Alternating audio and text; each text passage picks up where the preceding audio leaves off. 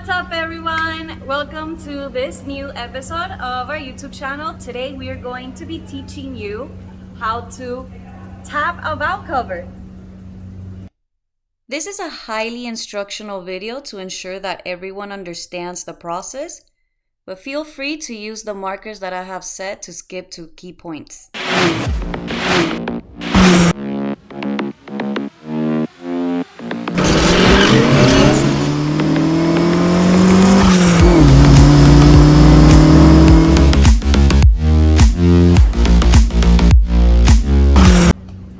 So I finally have a new valve cover. This is actually a Evo 7 valve cover. As you guys can see, it has Evolution in the front of it, which I absolutely love, and is the whole entire reason why I wanted this valve cover. I got mine on STM, so I'll put the link below for anybody that wants to purchase the same one that I have. It comes in this beautiful red color. So when I bought this 2.3 stroker engine, it came with that blue valve cover that you see installed there.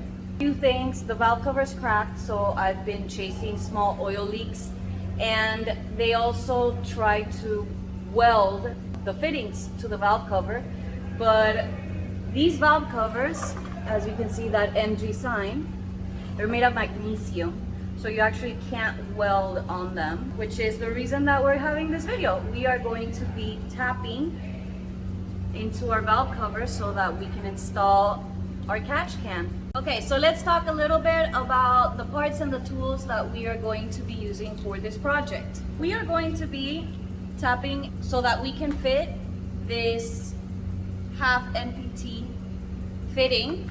We have a PCV that is very small, and we are going to turn this one into a 3/8 fitting tapping kit. I got my tapping kit from Harbor Freight, and it comes with the sizes that I need. You might want to decide on your fittings first and then get your tapping set. And to reinstall the baffles, I like going with self-tapping screws. A lot of people sometimes do the same sizes in the front and the back. Because we have a very limited space here, I'm going to go with a 3/8, but you guys are all welcome to explore other sizes if you may. Once we make the appropriate sizes that we want for our setup here, we are going to be removing these two baffles so that we can clean out any metal shavings. You don't want to install your valve cover with any metal shavings in there. So I'm going to show you guys how to remove these baffles and how to install them again. I'm going to put the links to all these, also where I got my fittings, and let's get this started. The first step is to break off the heads of our OEM rivets. That way we can take off our baffles. You're going to need a chisel. Make sure that you grab the thinnest one that you have. And I actually went an extra step and sharpened mine. That way when we hit the rivets, we can cut off the heads clean. You're gonna need a hammer. I jumped into this video, but make sure that you guys remove your gasket before doing this procedure.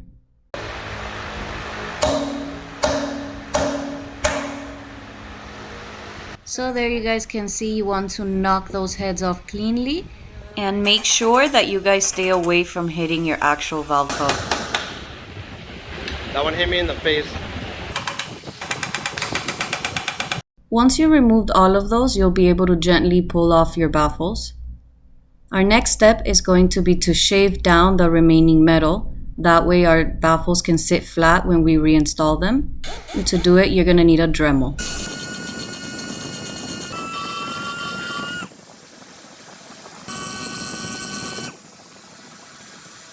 Okay, so now that we are done removing our baffles, we are going to remove this PCV valve. Start by removing this lip with your Dremel. If you have a shovel like this one that is flat, we're gonna hammer it out.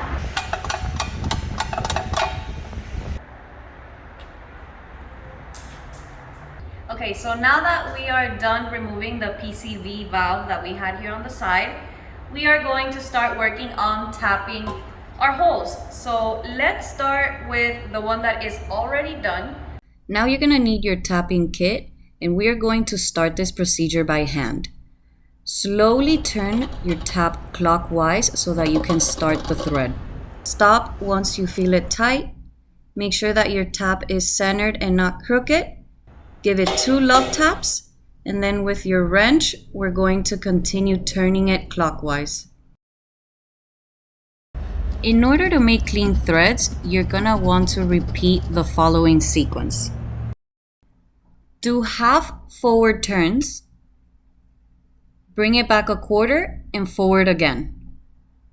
Do a few of these turns, and then take out your tap, clean it out, spray some WD-40 to help lubricate it, and make sure that you go testing your fittings before you go all the way in with your tap.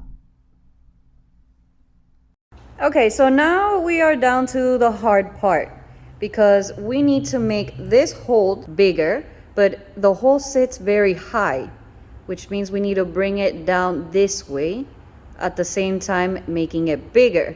We're gonna start drilling our hole a little bit lower. Right here, could just do it for me? Go. So this is a little trick that I like to do to help me visualize the area that I want to drill out.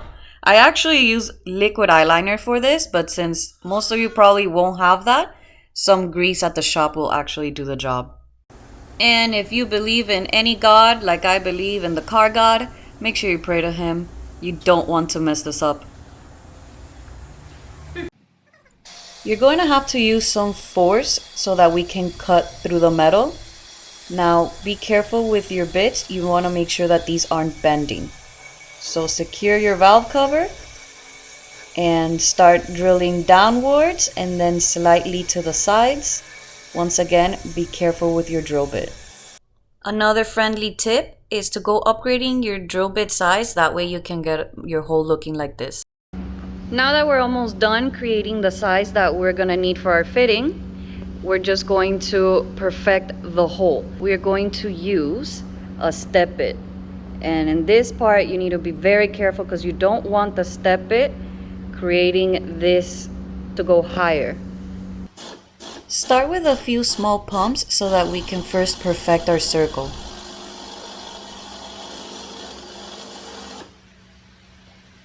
You also want to make sure that you test your fitting before you go on to the next step size. Okay, and once you are all done, you need a test fit. Make sure that it's just enough, that it's not like perfectly, but that it can screw on like that.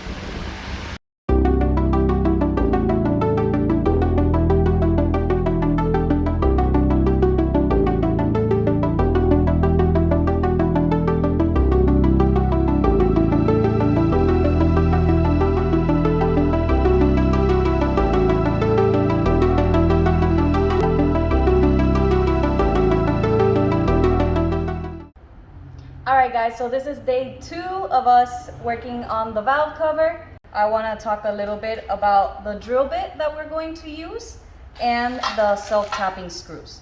I get this at Home Depot. I always recommend to go with the cobalt ones because these are a lot stronger than your metal bits. I also recommend that you always buy an extra bit because you don't want to have to do another run to Home Depot. I used a 1/8 size for a number 8 screw. If you guys don't want to go with this same size, you guys can Google online what are the drill bit sizes for the screw size that you go with, and you'll see all that information in Google. This is a 1/2 inch, so if your screw is 1/2 inch long, do a little bit longer than 1/2 inch just for safety. This is what I went through. I like to first go as small as possible because worst case scenario, I have the room to bump it up if I have to. The self-drilling screws I like to use because they'll create the thread as you put them in. What you do need to do first is remove some of the metal that you have in here. That way, when you put in the tapping screw. You don't have any metal shavings, and it's also, these screws aren't intended to remove metal. Some people like to drill in the holes and then with a tap create the threads. You can also very carefully use these self-tapping screws and it'll make its own thread. This is my way and I welcome you all to try it. We're going to put the baffle in place. If you have a punch at home, it would be a lot better, but I'm gonna use a pick and a hammer just so that I can make a little indentation. That way when I come down with my drill doesn't dance around.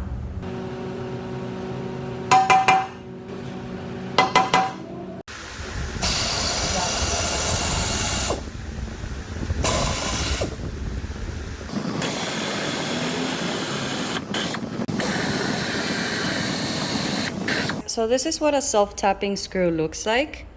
This type of screw is going to make its own thread when you put it in. So make sure that you do it slowly, you do it carefully. I like going with the one that has the 8 size head. They have them also in Phillips, but with the Phillips, you're risking that it can dance around and you kind of don't want to mess up those heads. So this is a safer option. And I also like to use the stainless steel screws. So we're going to be drilling these in, but don't go all the way. Leave some space at the end because you're gonna wanna hand tighten these.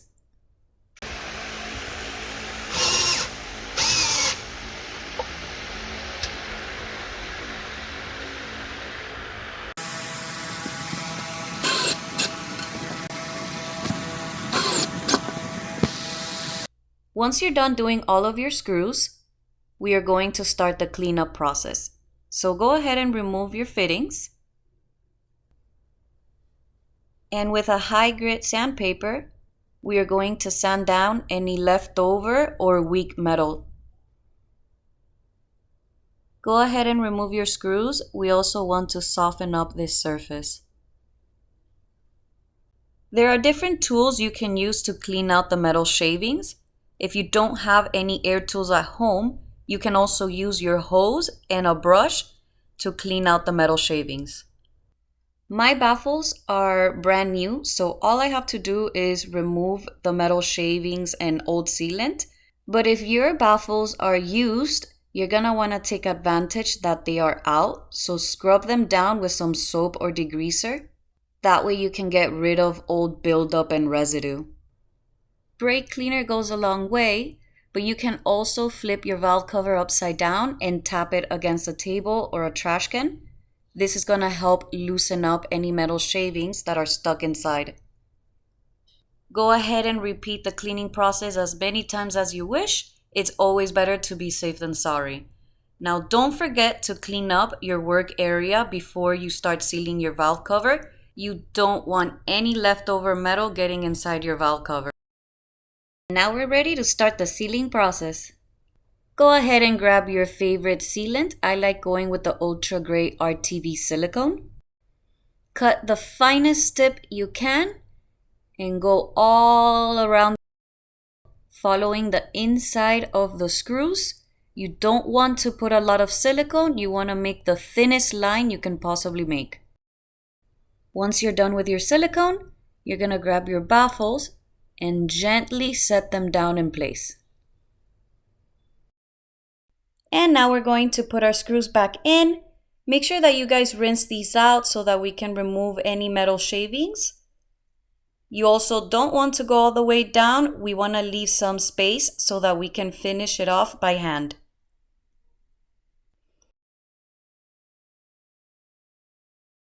Now we're all done sealing up our valve cover. I recommend you guys let this dry overnight before installing it. What's up, guys? It's been now over 24 hours that we've had our valve cover drying. Now that it's all ready and set to go, we are going to install it on the Evo, and you guys can check out how it looks. It's gonna look so nice.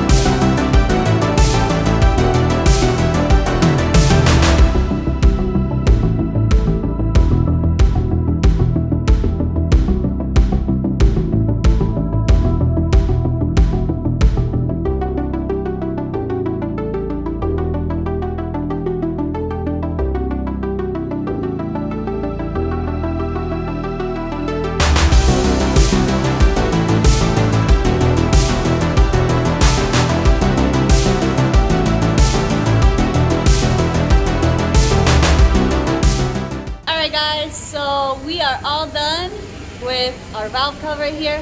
I think it looks beautiful, way better than that old nasty valve cover that I had on. What do you guys think about the color?